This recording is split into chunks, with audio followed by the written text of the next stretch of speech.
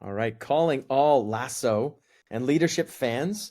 We're back again. Join us on this journey to a better and kinder, a more compelling way to lead. We're taking a journey through the hit series Ted Lasso and exploring what leadership lessons exist. And let me tell you, there are tons. But we always have a spoiler alert. We will assume you've seen each episode and watched it, and that we're tackling here. Each podcast, we aim for about 15 minutes. So really quick hits designed to make you think a little bit and provoke your thinking as a leader. Hey, Garth, it's great to be back on the show. And just to introduce myself, I'm Jason Rogers. I'm the head of school at Rundle in Calgary, Alberta, and I'm a huge Ted Lasso enthusiast. And I can't wait to get into this episode to explore what we see in it as we go ahead. Who are you? Yeah, I'm Garth Nichols. I'm an educational leader. I sit at the senior leadership team at Havergal College in Toronto, Ontario. Still teaching in the classroom and, of course, still coaching. And I just returned from Nairobi, Kenya for a round square trip with students and came back on Monday. I was not missing that basketball game. No way. Amazing. Amazing. Welcome home. Yeah, thanks. We've put together this podcast to really nerd out about Ted Lasso. We love this show. We love the TikToks, we love the Instagrams, all that stuff that highlight leadership lessons. So we're gonna have fun pulling some leadership lessons that may be unnoticed, underappreciated, but certainly ones that are really, really fun too. Basically, Jason, you like to say this, we've created a public Ted Lasso fan club / book club / what we hope is a global conversation. But every time we talk about our favorite character, and Jason, any changes for you? Garth, I want to change my favorite character, but I can't. I love Roy Kent, and he just gets better and better with age and as this goes on. I think in this episode in particular, I just love him in the locker room scene. And we're going to talk a little bit more about practice. We're going to talk about practice, and but Roy shines in these moments. And at the end of the episode, there's a little seance, which I know we're probably going to talk a little bit about as well. But he shines there too. And I think where Roy's leadership shines in this is he goes first, he sets the stage, and he embraces his vulnerability. And I think as we get into the seance, that's where Roy really starts to lead. And as leaders, I think we often have to go first. We have to set the stage for what everybody else's expectations will be, or how they're going to behave, or how they're going to perform. And sometimes it's not easy. And I do think we have to embrace vulnerability. So, but you know what? There are other great characters in the show. And Garth, I value you and your agility of thinking. Yes. So tell me, who are you on to this week? Well, before I do that, I just want to say too, Roy Kent is changing over time, and that's one of the things that I love about him. But my favorites do keep changing. In this episode, we're introduced to one of the most lovable characters in the show, and when I rewatched this episode, I was like, oh, Denny Rojas. Football is life. I mean, just so amazing. Good. Enthusiasm, joy, lust for life. He's the anti-Jamie Tart. He's the almost like anti-Roy as well. Someone who just loves the game. And I think that this character, through this character, the show deepens the nuance of what leadership is, the lessons that we are learning in this episode, but also going forward in the entire series. Yeah. And for those of you who have yet to see the episode or haven't seen the episode in a while, drop into our TikTok. We're just at TikTok at Lassoing Leadership. And we've got all these clips up for you to watch, so you can just get that 1 minute burst of what we're talking about, or go back and watch a whole episode. And I think you'll see what we're talking about. So so where are we at this week? Let's kick off this episode. Yeah, so we're jumping before we jump into episode 6, entitled Two Aces. Have we received any more listener feedback, specifically from your mom, your dad, and or your wife? Yeah. Well, actually, I've been on the road. I'm in Vancouver today at the Heads and Chairs conference like I said, in Vancouver with all the case heads and chairs. And they've been giving a lot of great feedback. We clearly have a lot of listeners in that community. So thank you to everybody who's listening in the Case Network.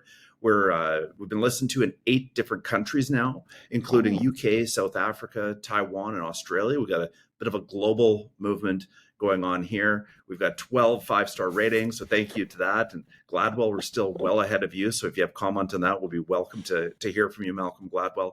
And last but not least, I've got a buddy, Dr. Keith Vandermeer, and he gave a listen, and he told me he thinks we're getting better. So thanks, Keith, for that. And Garth, have you heard from anybody in your network community? Well, for the first time ever, my wife has asked, when's the next episode? And I don't know if she listens to it or is just asking out of interest. She's away in Paris, so maybe she's just trying to build a connection over the phone line. But that was nice. But as you know, Jason, we always have a sort of provocation at the end of every show. And I will give some feedback on this. Last week, our call to action was, how might we elevate the work that someone in our organization is doing, or how can we make one more pass in our own line of work? So I was actually able to practice this in my own team. And that's one thing that I love about this podcast, because it keeps me thinking about these different pieces. So I thought I'd share, prior to going into a Zoom meeting with other curriculum leaders in Ontario schools, I'd asked one of my colleagues to take the lead on presenting. And it was really presenting an invitation to a conference that we're planning here at Havergal. I thought, one more pass, like I could do it, but I said, hey, let's have you sort of in the spotlight here and, be the name of it and the face of it. So he was hesitant at first, but then he stepped up and he absolutely nailed it. And I don't want to go into the details of that, because it was an amazing moment for him and for me. But I reflected on why I did this, other than, practice what we preach here, right? Make sure if we're asking people to do this, we should do it. Because I think what we're doing here has me thinking more about building leadership in others, and being more intentional about offering those opportunities to others to develop. These moments build trust, build his confidence for sure. And most importantly, it's a way that we can build leaders. So it's just a very small thing. It's a very small sort of pass, so to speak, but it's something that we can continue to build on going forward. So I was really, really happy with that. But all right, let's jump into episode 6, 2 aces. Jason, what'd you see in this episode? Okay, so I love this episode, and I do think this season really picks up from here. So this is the start of that. But there are 2 moments that I can't shake from this episode, and both of them come back to the fact that leaders are truly human. So let me break it down really quickly for you. In the opening moments of this episode, Ted's taking off his wedding ring, and then he shows up to work, relatively late after, walking to work instead of driving. He rambles on, is somewhat incoherent, and Beard and Nate listen patiently in the office as Ted just goes on and on and on. And when he leaves, Nate, turns to Beard and says, "Is he okay?" And Beard laughs and simply says, "No, he's not." And, Beard and Ted have been together for a long time, but I love that Nate takes a moment and checks in, with somebody who's trusted and knows maybe where Ted's at. The second instance is when Jamie's in the locker room and he's not willing to practice, and he says, "Relax, Ted, it's just practice." What ensues is epic. It's just epic. And it's, the speech that Ted gives is obviously a play off of what Allen Iverson did in the 90s when he missed practice, and he gives his "it's just practice" clip. And I mean, these are all on our TikTok channel as well, and they're just absolutely epic. And Ted doesn't really shine in this moment. He kind of shows the ugly underbelly of not being well yourself and leading. And so he's not a perfect leader. He's struggling emotionally, personally, and he lashes out in public on Jamie, which we know rarely, if ever, ends up well. He goes back to his office, and Nate tells him he likes what Ted said. But, Ted basically says, no. I don't want you to drive pleasure from someone else's misfortune, and nor should I. And he immediately starts to strategize on how he's going to re-engage and reconnect with Jamie and his entire team. Because I think in Ted's heart, he knows that this wasn't a great moment. So I think in these moments, these 2 moments, I think we realize that no leader is perfect. Not even Ted Lasso. You can imagine. That's pretty big aha for all of us. Our lives are complicated, and we're all going through challenging times. Even Ted Lasso does. Also, what we see is that Ted has a leadership group in place that gives him grace and support, even in the most difficult times. He is passionate with his team, but he's not great in this moment. And he's building up leadership capital beforehand, because he actually loses a lot of it in the moment when he's upset. So, I think he pivots from this feeling bad to himself to improve the situation. And he believes that, your favorite character, Danny, is going to improve the overall situation. And in the end, I think it actually does. So it's a bit of a rant, but I love this episode, Garth. Garth, what did you see as you went through this? Well, what I loved about what you pointed out, Jason, is that Beard and Nate didn't do anything. They didn't try to solve his problems. Yes. They were there. They were there to listen. Is he okay? No. Yep. So we'll be around him. And there's a bit of trust there that he's going to come around too. So yeah, 2 amazing moments. And yeah, that allusion to the Allen Iverson rant is significant as well. Are we talking about practice? There we go. Okay. Yeah. For me, what jumped out was change management. right? And again, this sort of cultural change and that notion of what practice means to Ted, even though it wasn't his best moment, it's very clear what practice means to Ted now, and that's been communicated. So for me, it's the moment when they're addressing the haunted clinic in the clubhouse. You know, they don't go in there because it's haunted and there's ghosts and all that stuff. And for me, it's like a metaphor for change. This whole sort of line in the show. So how do we move forward from the past? And Ted he says a great line. He says, "We cannot change the past, but we can choose to honor it." Yes. And then he challenges them and says, "Find something of value, bring it tonight at midnight." And in this moment, he's creating a ritual, like a literal ceremony. We're going to come together and we're going to help redefine who this team is and who they will be.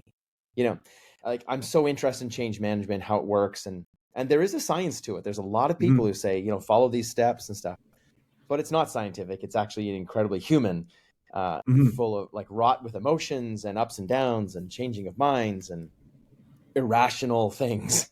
Yes. So as an organization changes, you know, there's a grief and a loss for some who loved what the organization was and don't want it to change, who love some traditions that need to be shed, that some ways of being that employees really care about, you know, whether it's a certain thing that happens at huddle in the morning, or whether it's something that happens once a year.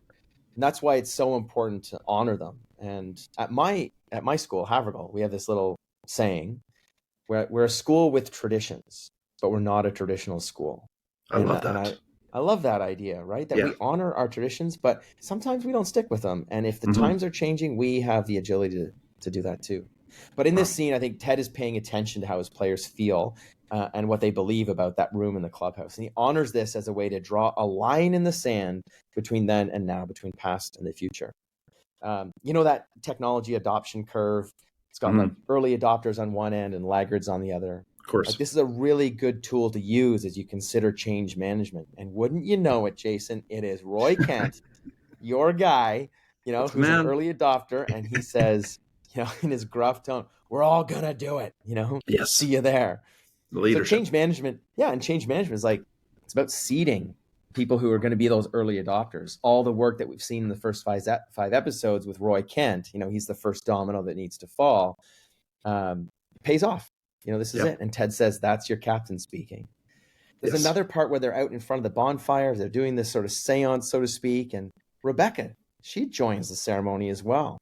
And if you remember, call back to a previous episode, she never saw herself as part of the team. She separated herself. She never does those pieces, but there she is, which leads me to my second point about what I loved about this. And that is that Rebecca is conflicted because in the end, she does backstab Ted.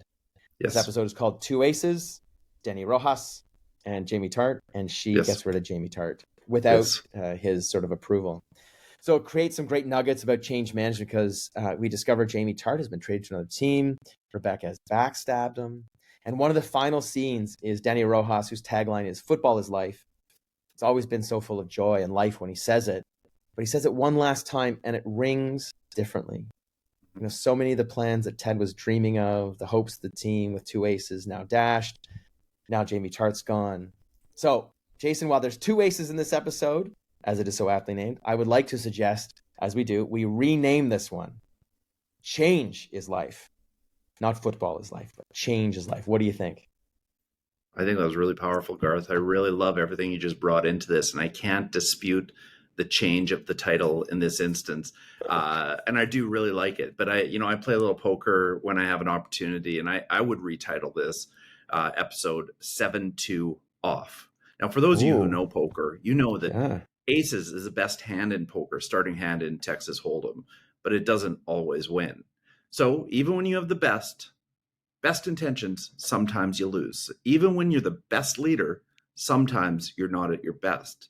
7-2 off, is a hand in poker as well. And it's actually the worst hand in poker. Yeah. So a 7 and a 2, different suits. And you can sometimes, if you play correctly, can win with that hand.